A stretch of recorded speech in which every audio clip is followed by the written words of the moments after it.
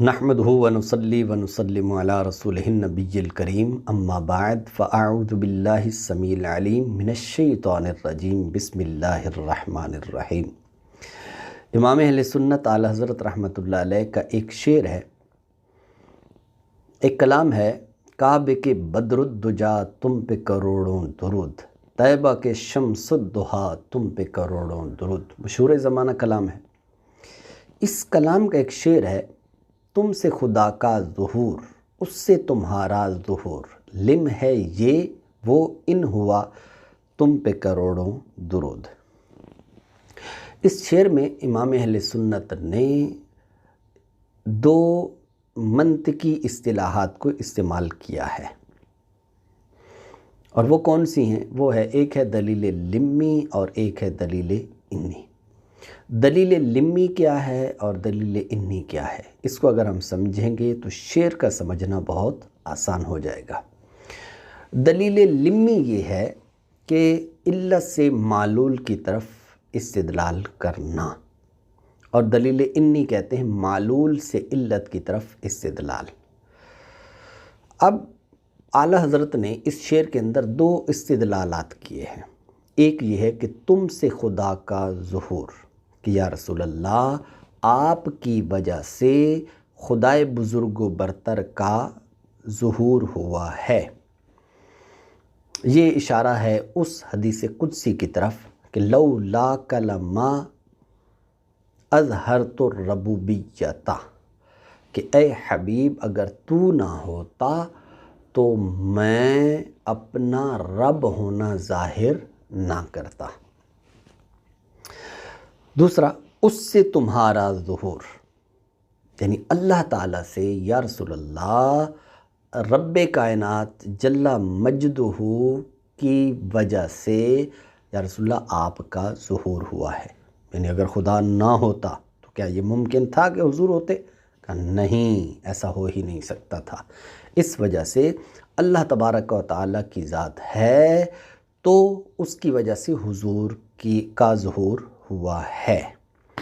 اچھا، اب یہ دو ہیں استدلالات۔ اب یہ دونوں دلیلیں ہیں، استدلالات ہیں، لہٰذا اب ہم یہ دیکھیں گے کہ پہلے والا کون سا استدلال ہے اور دوسرے والا کون سا استدلال ہے۔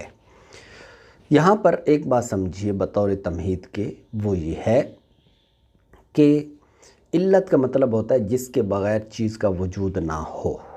کسی چیز کی علت وہ ہوتی ہے کہ اس کے بغیر اس کا وجود نہ ہو۔ جیسے مثال کے طور پر ایک مصنف ہے، تو کتاب کے لیے وہ مصنف وہ علت کہلائے گا، علت فاعلیہ اس کو کہتے ہیں۔ تو اگر مصنف نہ ہوتا تو وہ کتاب وجود میں نہ آتی۔ اسی طریقے سے اگر اللہ تبارک و تعالیٰ کی ذات نہ ہوتی، بنانے والا نہ ہوتا، کائنات وجود میں نہ آتی۔ لہٰذا اللہ تبارک و تعالیٰ اس کائنات کے، اس کون و مکان کے وجود میں آنے، حتیٰ کہ حضور کی ذات کے لیے بھی وجود میں آنے کے لیے پروردگار عالم جل مجدہ وہ علت حقیقیہ، علت فاعلیہ ہے۔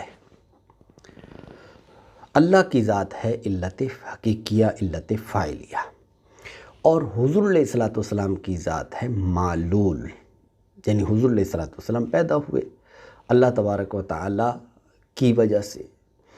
اب یہاں پر استدلال ہے دو طرح کا۔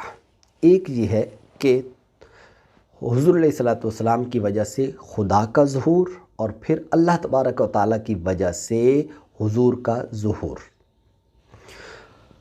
اب یہاں پر اللہ کی ذات علت حقیقیہ، علت فاعلیہ، وہ ہے، حضور کی ذات ہے معلول۔ اب تھوڑا غور کیجئے گا، تم سے خدا کا ظہور، تم حضور معلول ہیں، خدائے بزرگ و برتر علت، تو معلول سے علت کی طرف یہاں پر استدلال کیا جا رہا ہے۔